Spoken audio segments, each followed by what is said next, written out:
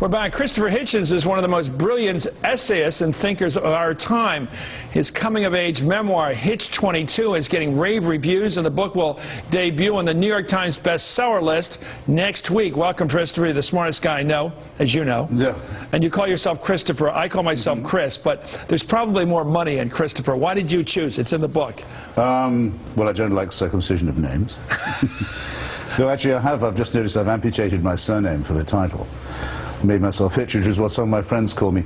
The thing is, don't be called Chris if you care about your mother. My mother said, keep Christopher, it's a nice name.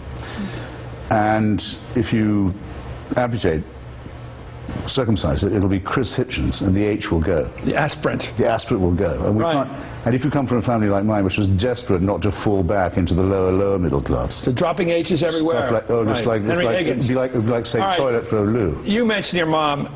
The tragedy you grew up with, what happened to your mom? My mother was very beautiful and very fashionable, wanted to be more fashionable. Yvonne.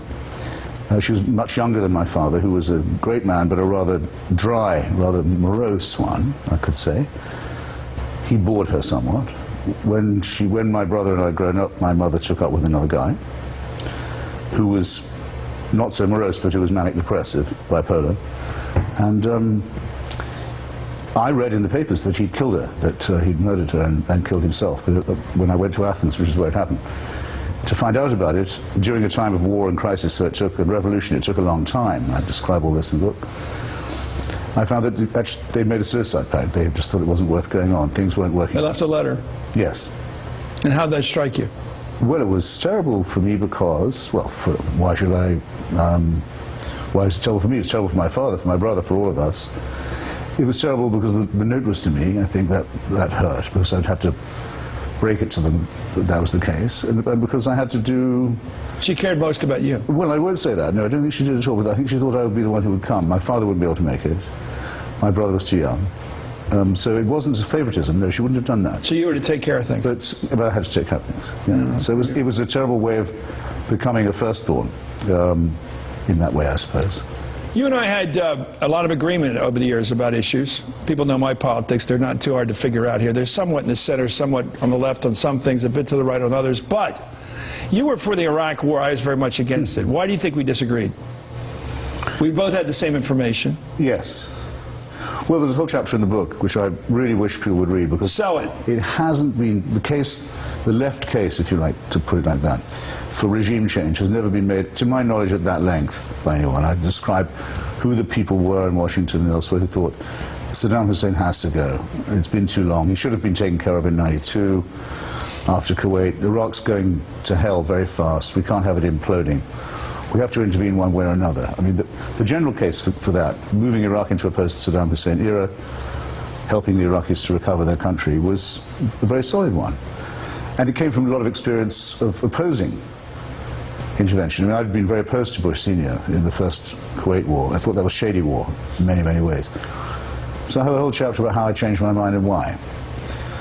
And, well, most people think it's entirely about weapons of mass destruction, and I don't. I think that was a secondary issue. Your regime change. Do you think any other country in the world has the right to go to another country, a third country from ours, and get rid of its leader because they don't like it? Yes. I mean, as a principle. On 4 conditions. That country is invading and occupying the territory of others, that it's committed genocide or is committing it, that it's fooling around with the Non-Proliferation Treaty, and that it's giving aid and comfort to international terrorist organizations. Now, Iraq had done all those 4 So things. you're giving that definition, which allows an attack on Iran right now. Under those conditions, well, no, Iran hasn't committed genocide. But you mentioned non-proliferation violations. Yes, certainly. And you mentioned terrorism. I think there are 4 conditions. You have to meet all 4. Well, the genocide one, if you sign the Genocide Convention, is enough in itself, because that mandates action by the international community. But I would say there are 4 conditions under which a state can be held to have lost some of its sovereignty. With Iraq's case, all 4. And I didn't believe that they'd given up on WMD, not on the ambition.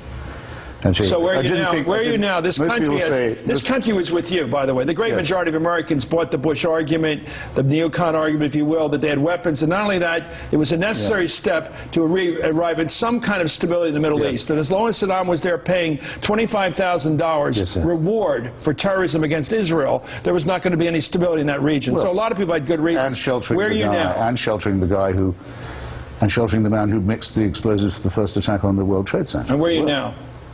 Now it's up to the Iraqis now. Are you for the war now? Was it a smart position to take? Of course. Iraq is a much better country. They have a parliament. They have an elected president. So you were right. Have a free press. The Kurds, whose flag I wear in my lapel, I describe all this in the book. So you were right. Have their own. Well, those of us who were for removing Saddam Hussein were right. Yes, absolutely. What do you make of the current president, our president, President Obama, staking out in opposition to that war? He's our president now. Does he have the wrong foreign policy for America? This isn't enough about me, by the way, but I'll talk about Obama if you like. You want to talk more about your book? Yes, I would. And about yourself. Yes. That was the advertised. That's right. Well, don't ask me about BP either, if you don't Okay, mind. let me ask you this. It's this. Why do you think Margaret Thatcher's sexy? Oh, much more like it. Well, I think I was right about that, too. A lot of people, when she first became the leader of the Tory party, thought she was a shrill, right-wing, suburban bitch and so on. I thought not. I thought she had charisma.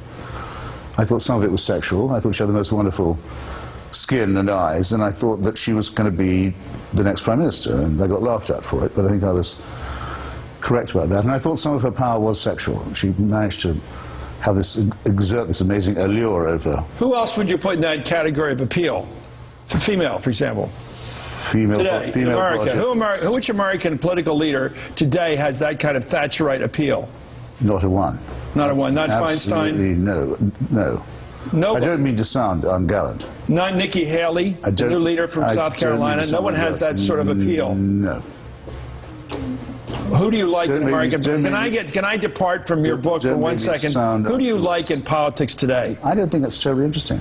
No one wants to know my views about that. Salman Rushdie. How did Salman Rushdie affect your life?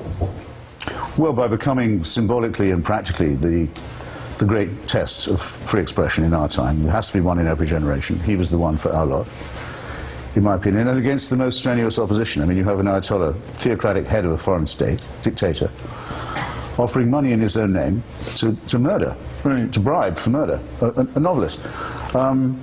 Extraordinary, the biggest frontal attack on everything I loved by everything I hated, and a lot of people tried to avoid this confrontation and said, actually, if only he hadn't written the novel, we could. How do we live in a world where Islamic people on the more fanatical end of that culture will not allow that kind of free expression in Europe or in America if it in any way violates reverence for Islam? Yeah, well, now it's spread. I mean, now Yale University Press won't do a book about the Danish cartoons that has the cartoons in it, cuts them out.